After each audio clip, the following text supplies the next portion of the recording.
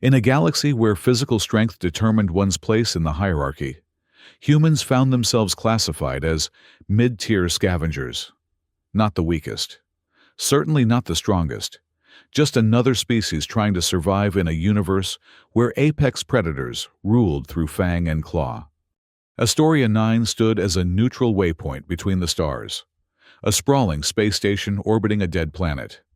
Its artificially maintained biospheres supported dozens of species, each requiring their own specific environmental conditions.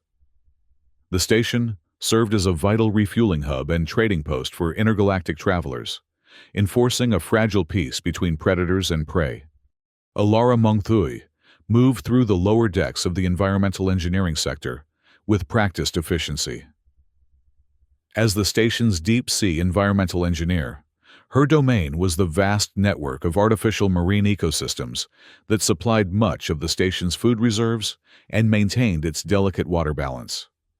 Her slight frame belied her importance to the station's survival, without her expertise in optimizing deep-sea environments. Half the station's inhabitants would suffocate, starve, or both. Systems check complete on Sector 12's water filtration, she noted into her comm unit, watching rows of data cascade across her tablet. Oxygen levels are stabilizing, but we're still seeing a 3% drop in algae production. No response came through her earpiece. The station had been operating on reduced power for weeks now. Communication systems were among the many casualties of the ongoing resource shortage. Sighing, Alara tucked a strand of dark hair behind her ear and continued her rounds. The emergency ration distribution center stood at the end of a long corridor, lit by flickering blue lights. Alara's clearance gave her access to monitor food supplies across all environmental zones. Her department determined which areas were facing drought or reduced yields, and ensured resources were redirected appropriately. Tapping her ID against the scanner, she entered the dimly lit storage facility. The sprawling room housed towering shelves of nutrient packs, carefully formulated food supplies designed to sustain different species. Humans needed one configuration, draconians another, and aquatic species required specialized dissolved nutrients. It was a delicate balance, especially in times of scarcity. Her footsteps echoed across the metal floor as she moved between aisles, checking inventory levels against her tablet's projections. Something felt off. The air circulation seemed disrupted, creating irregular currents against her skin. Following her instincts, Alara moved deeper into the facility, past the orderly rows of supplies to a rarely accessed emergency storage bay. The sharp, metallic scent of blood hit her first. Then she saw it. A massive, scaled form sprawled across the floor, barely visible in the shadows. Alara's breath caught in her throat as recognition dawned. The distinctive iridescent blue-black scales, the massive ridgeline spine, the powerful limbs ending in hooked talons that could tear through reinforced hull plating. A Malcor. Not just any Malcor, judging by the size and the distinctive scarlet markings across its throat. This was Chagor, the infamous leader of the Zendar Reef Protectorate. What was an apex predator of his status doing collapsed in a station ration bay? The Malcor were feared throughout the galaxy, classified at the highest tier of the predator hierarchy. They were the hunters, not the hunted. Alara's training urged her to back away slowly and notify security. The station protocols were clear: non-interference with apex predator affairs. If Chagor was here, wounded and vulnerable, it meant serious political complications for the station. But the engineer in her noticed something else: the pattern of the wounds. Precision plasma, burns across the creature's flank, targeted damage to major muscle groups, the distinctive blue residue of neural disruptors. These weren't battle wounds from another apex predator. This was the work of bounty hunters using illegal weapons designed specifically to bring down creatures like Chagor. The massive creature's breathing came in labored, rattling gasps. Blood pooled beneath its massive form, and one eye, slitted like a reptile's but glowing with intelligence, fixed on Alara with a mixture of defiance and resignation. "You're dying," she whispered, the words escaping before she could stop herself. The creature's jaw moved, revealing rows of serrated teeth. A low rumble emanated from its chest, not quite speech, but carrying an unmistakable sentiment. "Of course I am." Alara glanced at her tablet, reviewing the station's ration allocation. There was just enough food to go around if distributed carefully. The nutrient solution required for a creature of Chagor's size and metabolism would deplete emergency reserves dangerously, reserves meant for the entire station population. Station regulations were explicit. Apex predators were responsible for their own survival. Their privileged position in the galactic hierarchy came with the expectation that they fended for themselves. Helping Chagor would violate dozens of protocols. "This is insane," Alara muttered to herself, already opening supply cabinets. "They'll demote me to waste recycling if I'm caught." But something about the calculated nature of the wounds bothered her deeply. This wasn't natural selection at work. This was a coordinated attack, likely for bounty. The thought of scavengers collecting credit for Chagor's death felt fundamentally wrong. Decision made. Alara quickly accessed the system and rerouted her own ration allocation to an emergency medical protocol she created on the spot. It wasn't much, certainly not enough to fully heal a creature of Chagor's size, but it might keep him alive long enough to recover some strength. The nutrient solution would need to be specially formulated for Malcor physiology. Alara's knowledge of deep-sea environments gave her an advantage. The Malcor had evolved in ocean depths, similar to the artificial environments she maintained. Their metabolic requirements weren't so different from the larger predatory fish she cultivated. "I can't move you," she told the creature, unsure if it understood her language. "But I can try to keep you alive. Don't eat me, okay? That would be counterproductive for both of us." Chagor's eye narrowed, but the massive creature remained still as Alara began to work. For the next 2 cycles, Alara maintained her regular duties while secretly diverting resources to the hidden storage bay. She fabricated maintenance logs to explain her extended presence in the area, carefully altered inventory records, and diverted a small percentage of power to maintain optimal temperature for Malcor healing. The risk grew with each passing day. Her assistant, Joran, had already questioned the unusual power fluctuations in the deep-sea environmental controls. "Something's drawing extra energy from the main circulation pumps," he noted, frowning at his diagnostic panel. "The allocation doesn't match our scheduled maintenance." "It's the new algae cultivation protocol," Alara lied smoothly. "I'm testing increased pressure cycling to boost production. If it works, we might offset some of the station's food shortage." Joran looked unconvinced but didn't press further. "Just watch the power draw. Security's been monitoring usage patterns more closely since the shortages began." That was another complication. Yera, the station's security chief, had implemented stricter monitoring of resource allocation since the rationing began. It was only a matter of time before someone noticed the discrepancies. Alara slipped into the storage bay after her shift ended, carrying a modified nutrient pack hidden inside her toolcase. Chagor lay where she'd left him, though his position had shifted slightly, a good sign that mobility was returning. "Your wounds are looking better," she observed, noting the reduced inflammation around the plasma burns. "The regenerative properties of your species are remarkable." The creature's eyes tracked her movements as she prepared the nutrient solution. Over the past days, something had shifted in their interaction. The initial wariness had given way to what Alara might cautiously call acceptance. "I'm going to need to access the deep water equipment storage," she explained as she worked. "It's connected to this bay but hasn't been used in months. The environmental controls there will make it easier to maintain your ideal healing conditions." Chagor rumbled low in his throat, a sound that Alara had begun to interpret as acknowledgement. As she administered the nutrients through the makeshift feeding system she'd rigged, Alara found herself talking more freely. "There are rumors spreading through the station," she said. Word that a Malkor couldn't possibly have survived an attack by the bounty hunters. They're saying if Chagor is dead, it will trigger a power vacuum among the apex predators. The station could become a battleground. The creature's eyes narrowed at this, a flash of something that might have been concern crossing its reptilian features. "You understand more than you let on, don't you?" Alara asked. Chagor shifted, wincing at the movement, and then did something unexpected. One massive clawed hand extended toward Alara's tablet. She hesitated, then carefully placed it within reach. With surprising dexterity for such massive digits, Chagor activated the screen and laboriously typed out a message using the largest text setting. "Bounty hunters, Brakus and Reth, Ice Realm, Syndicate." Alara stared in shock. "You can write our language?"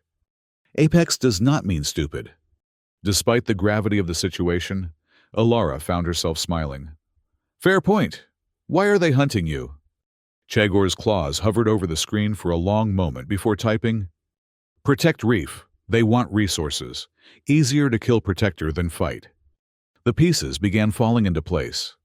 The Zender Reef was a vast coral ecosystem, rich in rare minerals and biological compounds. It was also home to multiple intelligent species who lived in a delicate balance with their environment. If Chagor was indeed its protector, rather than simply its apex predator. "You're not what the galaxy thinks you are," Alara said softly. "Few are." The storage bay door chimed suddenly. Someone was accessing the outer chamber. Alara quickly retrieved her tablet and motioned for Chagor to remain silent. She slipped through the connecting door to the deep water equipment storage, closing it behind her, just as the main bay door opened. "Environmental engineer Mong Thui," called a familiar voice. "Interesting place to conduct algae experiments." "Lara." The security chief's timing couldn't have been worse. Alara emerged from the equipment room, carefully pulling the door shut behind her. "Chief Lara, I'm surprised to see you down here." The security chief stood with arms crossed, her uniform impeccable despite the late hour. Her cybernetic left eye glowed faintly in the dim light, scanning the room with methodical precision. "Power allocation patterns show consistent anomalies in this sector," Lara stated, "coinciding with unusual inventory withdrawals from medical supplies.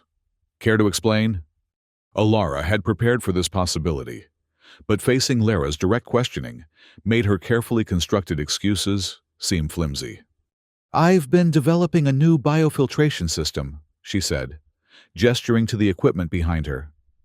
"It requires specific temperature and pressure controls, and I've been using some medical-grade components because of supply shortages.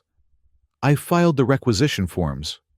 Under miscellaneous environmental maintenance," Lara noted, conveniently vague.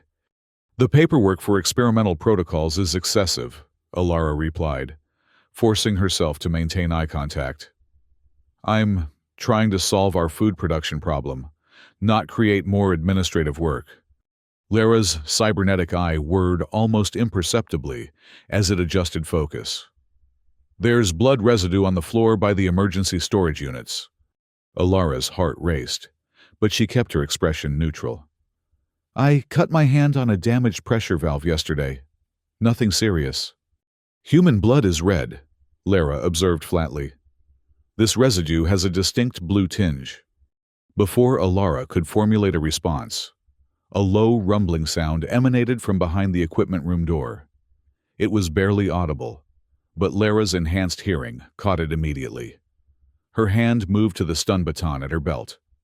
"You're harboring something, engineer. Open that door." Alara positioned herself between Lara and the door. "It's just the pressure system cycling. Look, I understand your concerns, but my work is critical to station sustainability. If you shut down my project now—" "Step aside," Lara ordered, drawing her baton. "That's not mechanical noise." Alara remained firmly in place. "If you want to inspect my work area, you'll need proper authorization. Environmental systems fall under different jurisdiction than security during resource rationing. Station Regulation 47B. Lara's expression hardened. You've never been one for citing regulations before. Engineer, what's changed? Nothing's changed. I'm doing my job under difficult circumstances, just like you. For a tense moment, they stood in silence, evaluating each other. Finally, Lara retracted her baton. I'll return with proper authorization, she said. In the meantime, your access to additional resources is suspended. Whatever you're doing, it ends now. After Lara departed, Alara leaned against the wall, her legs suddenly weak with relief. The reprieve would be temporary. She needed to move Chagor, and soon. That was close, she muttered, returning to the equipment room where Chagor waited. We need a better plan. The massive creature had managed to drag himself into a more upright position against the wall, a sign that his strength was indeed returning. His eyes fixed on her with an intensity that made Alara pause. Why help? He typed on the tablet she'd left with him.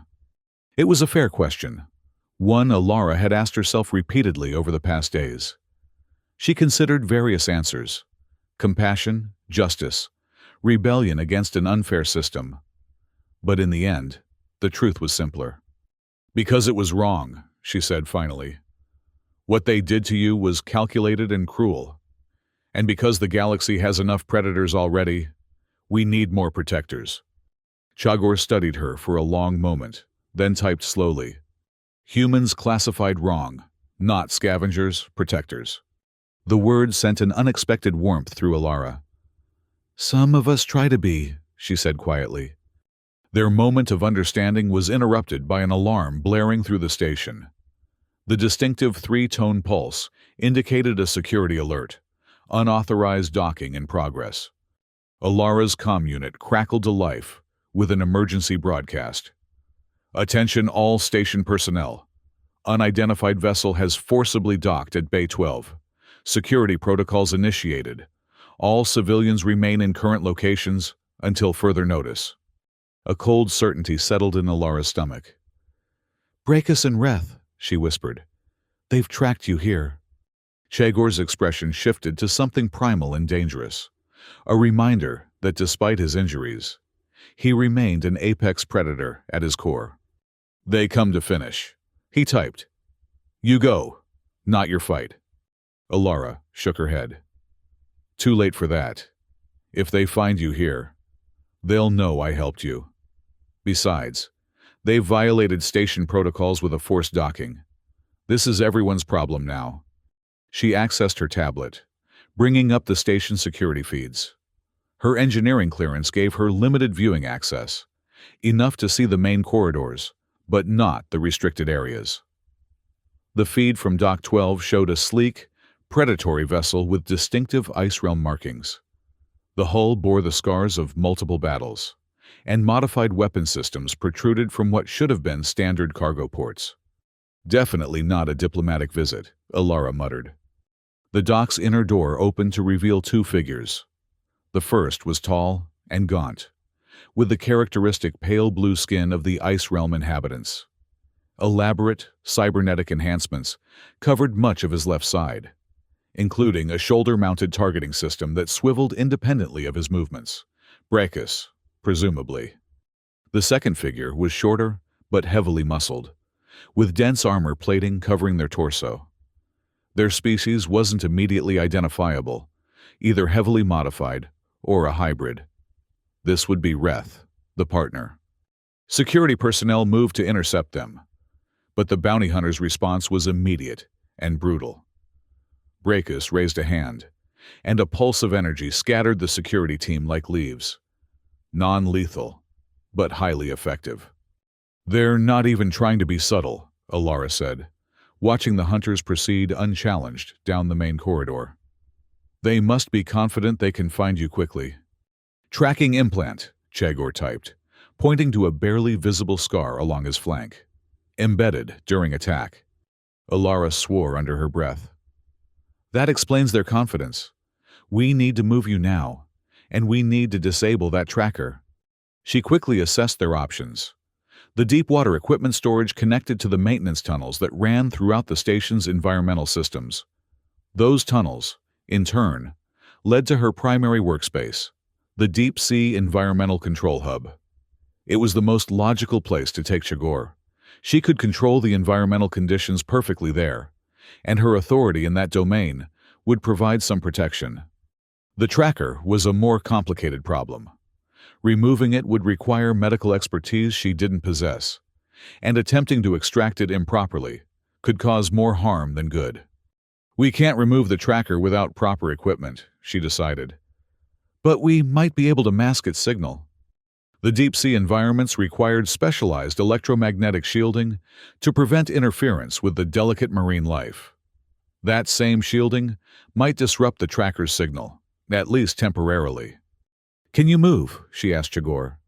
In response, the massive creature pushed himself fully upright, towering over Alara despite his weakened state. He swayed slightly, but remained standing. "Lead, I follow." The maintenance tunnels were designed for human-sized engineers, not massive apex predators. Chagor had to crawl through some sections, his massive frame barely fitting through the wider junctions. Alara led the way, deactivating security sensors as they proceeded and rerouting power to mask their movement. By the time they reached the environmental control hub, alarms were blaring throughout the station. Alara's comm unit buzzed constantly, with security alerts and status requests, which she ignored. She sealed the main doors to the hub and activated the specialized shielding designed to protect the sensitive marine ecosystems. "This should mask the tracker's signal temporarily," she explained, moving to the central control panel. "But they'll figure it out eventually. They'll check every secured area, and this will be on their list." The environmental hub was a vast chamber, dominated by enormous tanks containing various deep-sea ecosystems. Transparent walls revealed stunning recreations of ocean depths from multiple worlds, bioluminescent creatures drifting through carefully maintained pressure zones, specialized coral formations nurturing complex food chains, schools of engineered fish swimming in precise patterns. It was Alara's domain, her life's work compressed into a controlled environment, and now it would become their battleground. "Impressive," Chagor typed, gazing at the marine displays. "Like home." "The Zendar Reef," Alara realized. "You protect something like this." "Bigger, natural, but yes." Alara turned to the environmental controls, her mind racing through possibilities. The hub contained powerful systems for maintaining precise water conditions: temperature, pressure, salinity, gas content. Those same systems could be weaponized if necessary. "I need to prepare," she said, accessing the station's status reports. Brachus and Reth are methodically searching each sector. They've already disabled most of the security personnel they've encountered. Chagor moved to her side, his massive form casting a shadow over the control panel. "We'll fight when they come." "You're still injured," Alara pointed out. "And they're specifically equipped to hunt your kind." "Then die fighting." Alara shook her head. "Nobody's dying today if I can help it." She gestured to the environmental tanks. "This is my territory. They may be apex hunters, but they're entering my ecosystem now. For the next hour." Alara modified the hub systems, creating backup protocols and establishing contingencies. Chagor watched with evident interest as she worked, occasionally offering suggestions through the tablet. Despite their different species and backgrounds, Alara found they shared a strategic mindset. Both were protectors of complex systems, accustomed to thinking in terms of balance and leverage. When she'd done all she could, Alara took a moment to access the station's communication system. She needed to reach someone she could trust. "Joran," she said when her assistant's face appeared on the screen. "I need your help." "Alara? Where have you been? The whole station's on lockdown. There are bounty hunters." "I know. Listen carefully. I'm in the environmental hub, and I need you to do something important." Joran's expression shifted from concern to suspicion. "What's going on? Why are you in the hub during a security crisis?" "I'll explain everything later, but right now, I need you to trust me. Go to the station's central environmental controls and prepare for emergency protocol Hydra 7. Hydra 7? That's the catastrophic pressure failure simulation. We've never actually implemented it. Exactly. It's a theoretical protocol that security doesn't train for.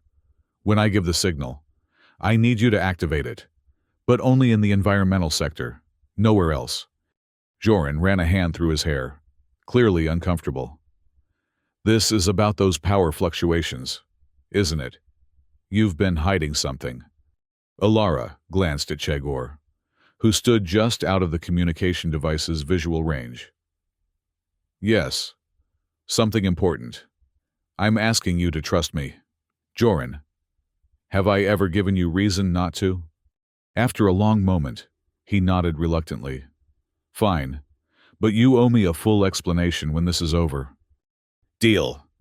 The connection had barely terminated when the hub's outer door registered an access attempt.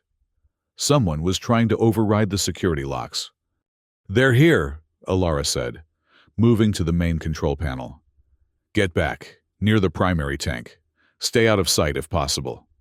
Chagor moved surprisingly quietly for a creature of his size, positioning himself behind the massive central tank, where the shadows would help conceal his presence.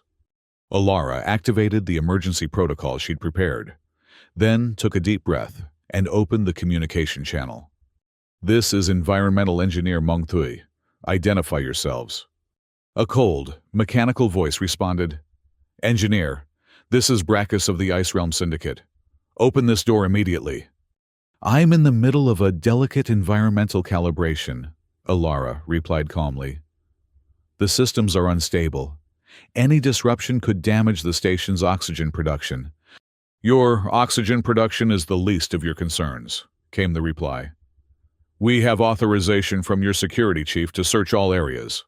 A dangerous fugitive has been tracked to this station. That was a lie. Lara would never authorize external forces to operate independently on the station. But it confirmed Alara's suspicion that the bounty hunters had neutralized or circumvented station security.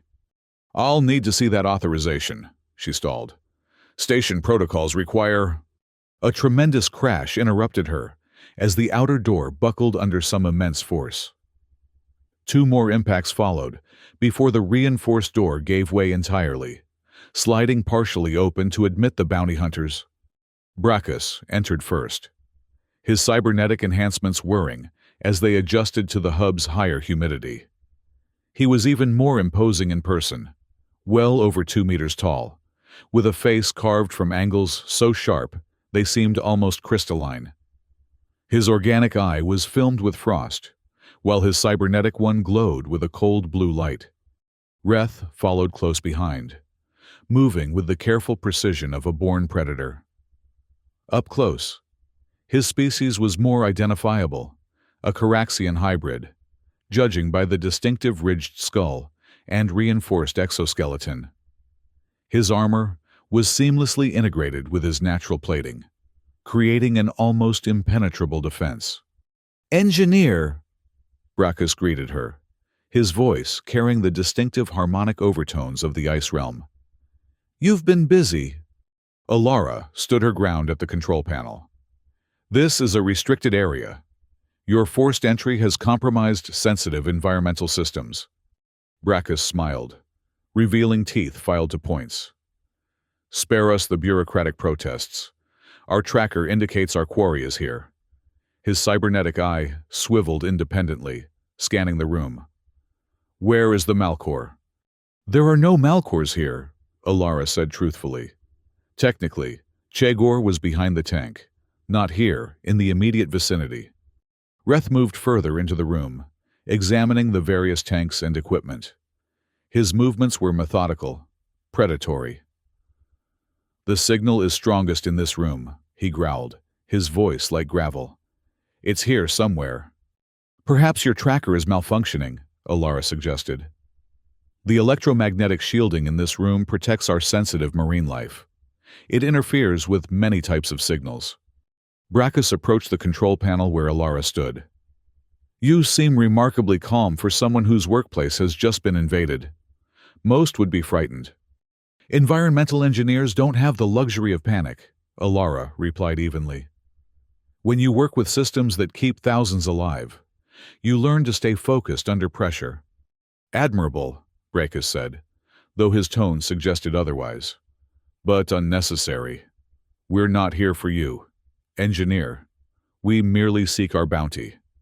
The Malkor, known as Chagor, has committed crimes against the Ice Realm Syndicate. We are authorized to retrieve him, dead or alive. I'm not aware of any Malkor on this station, Alara maintained. But I am aware that forced entry and the disabling of security personnel are serious violations of station protocol. Reth had completed his circuit of the room and now stood before the massive central tank, studying the complex ecosystem within. What's this one? He asked, tapping the reinforced glass with an armored knuckle. A recreation of the abyssal trench from Talos 7th, Alara explained, trying to keep her voice steady. Home to some of the most pressure-resistant organisms in the galaxy, the tank maintains pressure equivalent to 3 kilometers below sea level. Chagor was hidden just behind that tank, in the maintenance alcove. If Reth moved around to inspect the back... Fascinating, Bracus said without interest. Reth, continue the search. Check behind the equipment. As Reth moved toward the central tank, Alara casually reached behind her and pressed a sequence on the control panel. Throughout the hub, small indicator lights shifted from blue to red, the emergency protocol activating. I should warn you, she said conversationally. We're currently running a pressure stabilization cycle. Some areas of the hub may experience sudden environmental fluctuations. Brackus's cybernetic eye fixed on her. You're stalling, engineer. Why? Just stating facts, safety first. Reth had nearly reached the maintenance alcove when a loud hissing sound filled the hub. Pressure valves around the room began to activate, releasing controlled bursts of highly pressurized water vapor into the air. The temperature dropped rapidly as the cold water evaporated, creating a dense fog that quickly filled the lower portion of the room. What is this? Bracus demanded, his targeting system swiveling frantically as visibility decreased. I told you, pressure stabilization, Alara said, moving away from the control panel. It happens automatically when the system detects potential breaches. The fog thickened until it reached waist height, obscuring the floor and lower sections of equipment. Reth growled in frustration as he lost visual contact with the ground. Shut it off, Bracus ordered, advancing on Alara. I can't, she replied truthfully. Once the emergency protocol activates, it has to complete its cycle. Station safety regulations. A deep, rumbling growl emanated from behind the central tank. Both bounty hunters froze, their attention snapping toward the sound. It's here, Reth hissed, drawing a weapon from his armor, a specialized neural disruptor designed specifically for large predators. Brackus's targeting system locked onto the source of the sound, and his arm-mounted weapon hummed as it charged. Come out, Chagor, he called. You've led us on quite a chase, but it ends here. The growl deepened, vibrating through the metal floor. Then, rising from the fog like a leviathan from the deep, Chagor emerged. Despite his injuries, the Malkor stood to his full height, nearly 3 meters tall, his massive frame dwarfing even Bracus. His scales gleamed with moisture from the fog, and his eyes burned with a cold fury. By the frozen hells, Reth whispered, his weapon suddenly seeming inadequate. Alara used the distraction to edge closer to a secondary control panel. The bounty hunter's attention was fully fixed on Chagor now, their weapons trained on the massive predator. You're looking remarkably alive for someone who took 3 neural disruptor blasts, Bracus observed, his voice tight with controlled fear. But you're still weakened. You can't fight both of us in your condition. Chagor's response was a roar that shook the reinforced glass of the tanks. The marine life within responded, bioluminescent creatures flashing in agitation, predatory fish swimming in tight defensive patterns. Take him down, Bracus ordered, and both hunters fired simultaneously. Chagor, moved with surprising speed for his size, diving to the side. One blast struck his shoulder, causing him to stumble, but the other missed entirely. The neural disruptor beam struck the central tank instead, creating a spiderweb of cracks across its surface. Alara lunged for the secondary control panel. "Joran, now!" she shouted into her comm unit. Throughout the hub, red emergency lights began flashing. A computerized voice announced, "Warning, catastrophic pressure differential detected. Emergency containment protocols initiated." The cracked central tank groaned ominously as the pressure inside increased rapidly. The cracks widened, water beginning to seep through. "What have you done?" Bracus demanded, turning his weapon toward Alara. "Created a distraction," she replied, ducking behind a support column as he fired. The neural disruptor blast struck the column, sending painful vibrations through the metal. Alara gritted her teeth against the sensation and continued moving, staying low in the artificial fog. Chagor used the distraction to attack, lunging at Reth with startling ferocity. The bounty hunter's armor absorbed the first impact, but Chagor's massive claws found purchase, lifting Reth bodily and hurling him across the hub. He crashed into a rack of equipment, momentarily stunned. Bracus fired again at Chagor, this time striking the Malkor directly in the chest. Chagor roared in pain, but remained standing, his natural resilience allowing him to withstand what would have incapacitated most creatures. The damaged central tank continued to deteriorate, the cracks spreading across its surface. Water began spraying through in thin, high-pressure jets, cutting through the fog like laser beams. Alara reached her destination, the environmental control junction for the deep-sea simulations. Here, she could manipulate the pressure systems directly, bypassing the automated safety protocols. "Bracus!" she called out, drawing the hunter's attention. "You should know something about deep-sea environments." The cybernetic hunter turned toward her voice, his targeting system seeking her through the fog and spray. "Educate me quickly, engineer," he replied coldly, "before I lose patience entirely." At extreme depths, water pressure becomes a weapon, Alara explained, her hands moving across the controls. Pressure changes that would be minor at the surface become catastrophic in the deep. The damaged tank groaned louder, the reinforced glass straining against the increasing internal pressure. More jets of water burst through the widening cracks, turning the hub into a chaotic maze of high-pressure spray. "What you feel now is nothing," Alara continued. "Just a taste of true deep-sea conditions." Reth had recovered and was now trying to circle around to flank Chagor. But the rapidly deteriorating conditions made movement difficult. The floor was slick with water, visibility compromised by fog and spray. "Enough games," Bracus snarled, his targeting system finally locking onto Alara's position. He fired, but at that exact moment, Alara activated her final protocol. The central tank ruptured with explosive force, releasing thousands of liters of pressurized water into the hub. The blast wave knocked Bracus off his feet, sending him sliding across the floor. Reth was caught directly in the torrent, slammed against the far wall with bone-crushing force. Alara had positioned herself in a reinforced maintenance alcove, protected from the worst of the deluge. Chagor, with his natural adaptation to deep-sea conditions, weathered the blast better than the hunters, though even he was forced to brace himself against the onslaught. As the initial surge subsided, the hub remained partially flooded, water continuing to pour from the ruptured tank. The emergency drainage systems struggled to keep pace, creating a dynamic environment of currents and eddies, a chaotic underwater battlefield. Bracus rose from the water, his cybernetic systems sparking and malfunctioning from the unexpected immersion. His targeting eye flickered erratically, unable to maintain focus. "You'll pay for this interference," he growled, struggling toward Alara's position. "The bounty on Chagor is nothing compared to what I'll take from this station in compensation." Before he could reach her, a massive scaled form emerged from the water behind him.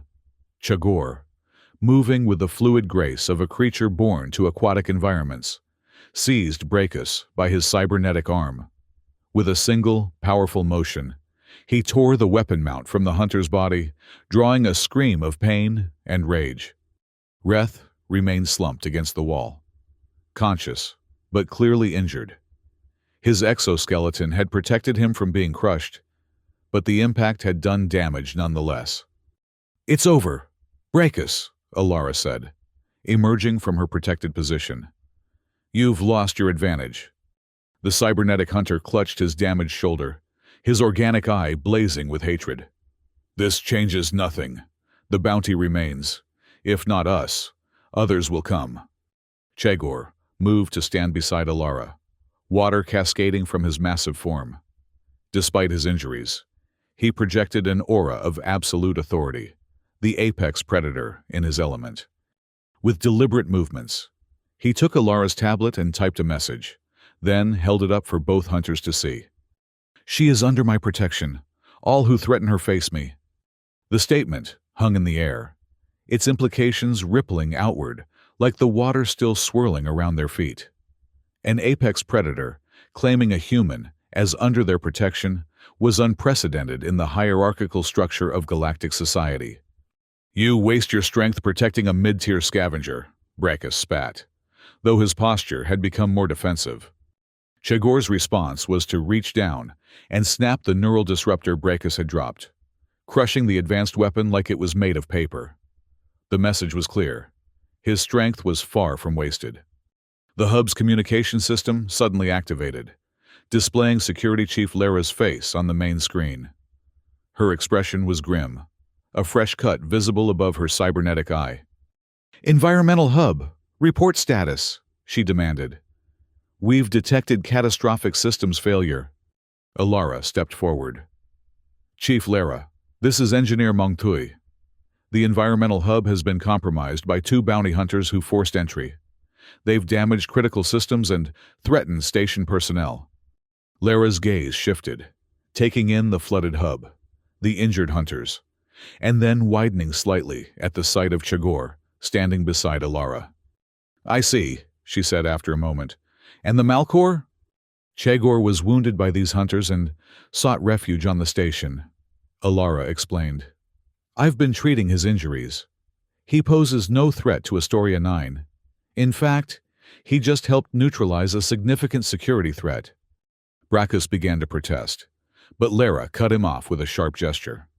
"The bounty hunters disabled half my security team and damaged multiple station systems during their unauthorized search," she said coldly.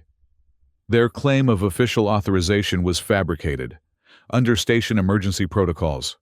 I'm declaring them hostile entities."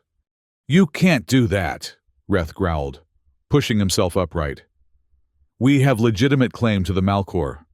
The bounty is registered with the Galactic Hunters Guild." "Your claims mean nothing on this station," Lara replied.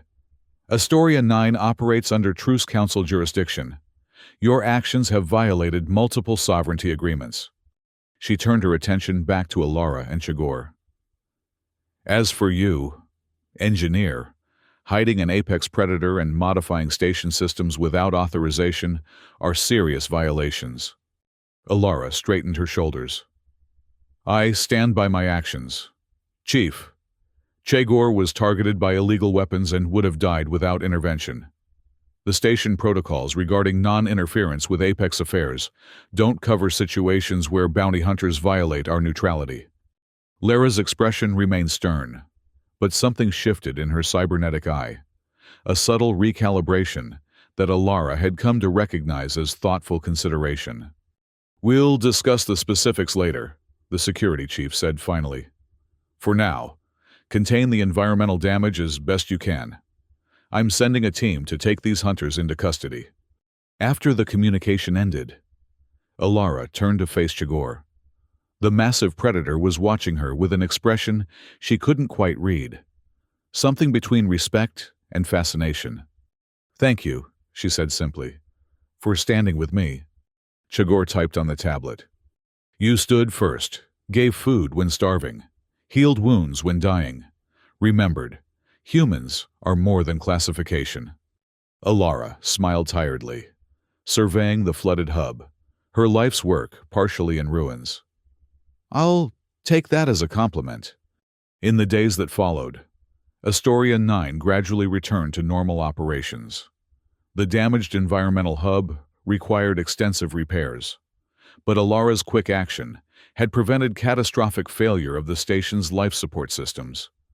Brackus and Reth were detained in the station's high-security holding area, awaiting transfer to Truce Council authorities. Their ship and weapons were impounded, and an investigation was launched into the legitimacy of their bounty claim. The station's regulation board convened an emergency session to address Alara's violations of protocol. The deliberations were lengthy and contentious, with some members arguing for severe penalties, while others advocated for leniency, given the extraordinary circumstances. Alara stood before the board in the formal hearing chamber, her engineering uniform replaced by the simple gray garment designated for disciplinary proceedings. Joran had volunteered to speak in her defense, citing her years of exemplary service to the station.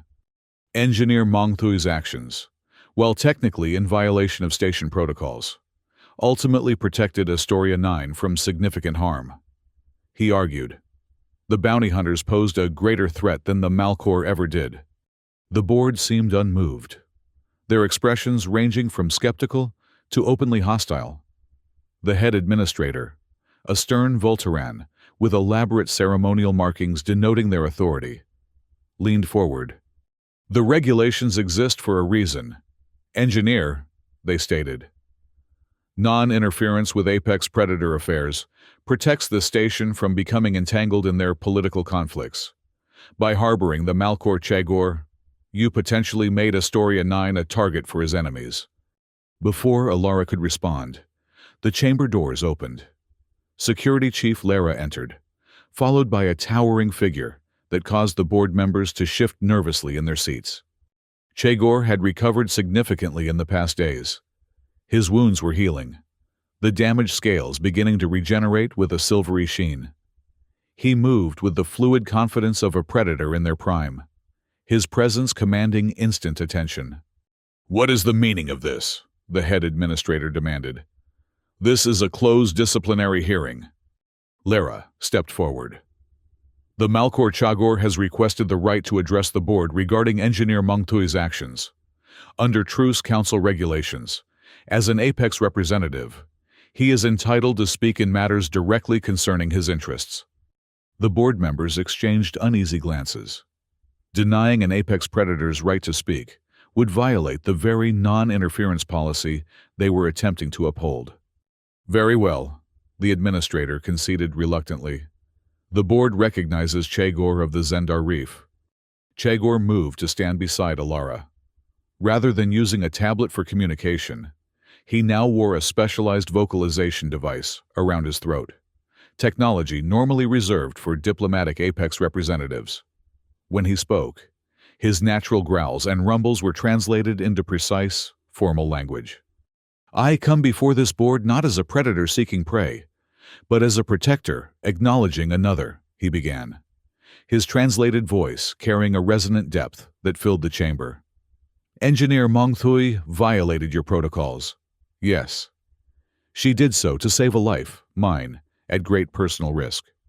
The board members listened in tense silence as Chagor continued. "Your classification system labels humans as mid-tier scavengers, lacking the physical dominance to command respect in the galactic hierarchy.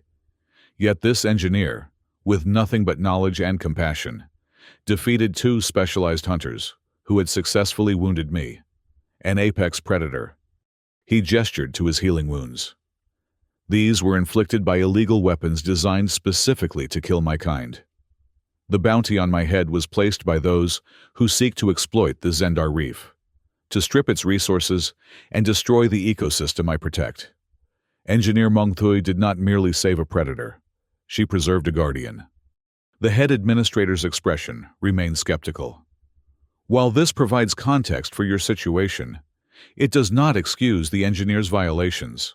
She diverted station resources, concealed your presence, and modified critical systems without authorization. She gave her own rations, Chagor corrected, his translated voice taking on a sharper edge. Not the station's, her personal allocation. She used her expertise to heal and protect, not to harm. And when threatened, she defended both herself and this station with remarkable skill. He turned to face the board members directly, his massive form casting them in shadow. I have claimed Engineer Meng Tui under my protection. This is not a temporary arrangement, but a formal declaration recognized by all Apex societies. Any action taken against her will be considered an action against me, and by extension, against the Malcor Collective. The implications of this statement sent a visible ripple of discomfort through the board. Antagonizing the Malcor Collective would have serious political and economic consequences for the station. After a tense silence, the head administrator spoke again. The board will need to deliberate on this matter further. Engineer Meng Tui, you are released to limited duties pending our final decision. Chief Lara will determine appropriate restrictions. As the hearing adjourned, Alara found herself walking alongside Chagor through the station corridors. The other inhabitants gave them a wide berth, staring in astonishment at the unlikely pair, the human engineer and the massive apex predator, moving in comfortable synchronicity. You didn't have to do that, Alara said quietly. Declare formal protection. It could complicate your position with other apex species. Chagor's translated response carried a hint of amusement. My position was already complicated. Now it is merely more interesting. After a pause, he added, Besides, it is truth. You are under my protection. All should know this. They reached the newly designated habitat that had been prepared for Chagor, a spacious chamber with environmental controls mimicking the Zendar Reef's conditions. It wasn't perfect, but it would allow him to complete his healing in comfort. What will you do when you've fully recovered? Alara asked, adjusting the habitat's pressure settings to optimal levels. Chagor considered the question. Return to the reef. It needs its protector. But first, ensure your position here is secure. His massive head tilted slightly. Perhaps you would consider visiting Zendar someday. Few humans have seen its depths. The invitation surprised her. I'd like that, she said sincerely, though I doubt the board will be approving my leave requests anytime soon. They will, Chagor stated, with absolute certainty. The protection of an apex carries weight, even among bureaucrats. 2 days later, the board delivered their verdict. Alara was formally reprimanded for protocol violations, but retained her position as deep-sea environmental engineer. Additionally, she was granted a new title, Interspecies Environmental Liaison, with authority to establish appropriate protocols for non-standard biological entities visiting the station. The justification cited her unique ability to bridge communication gaps between diverse species and her demonstrated expertise in crisis management involving apex representatives. Lara delivered the news personally, her cybernetic eye whirring as she handed over the official documentation. You're lucky, the security chief noted. The board was prepared for much harsher penalties until the Malcor intervened. Not luck, Alara corrected quietly. Understanding. Chagor recognized something that our classification system doesn't account for. That strength comes in many forms. Lara studied her thoughtfully. Perhaps, but don't make a habit of harboring apex predators in my station. Next time, at least inform security. There won't be a next time, Alara assured her, then added with a small smile. This one seems to have claimed exclusive rights. Word of Chagor's formal protection declaration spread quickly through the station and beyond. Other apex predators visiting Astoria 9 observed the Malcor's behavior with curious interest.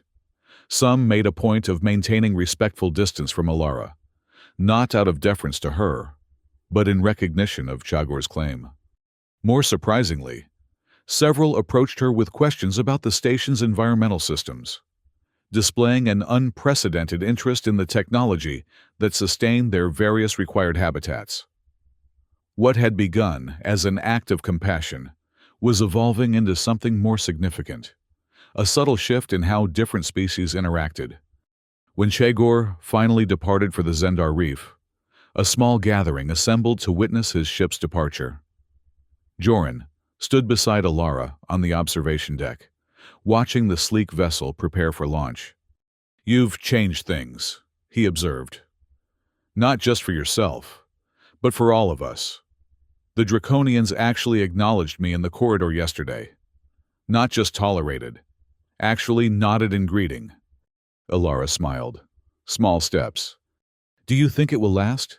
This new understanding?" "I don't know," she admitted. "Hierarchies don't change overnight. But maybe we've created a crack in the foundation. A beginning." As Chagor's ship detached from the docking bay and moved gracefully into open space, Alara's comm unit activated with a private message.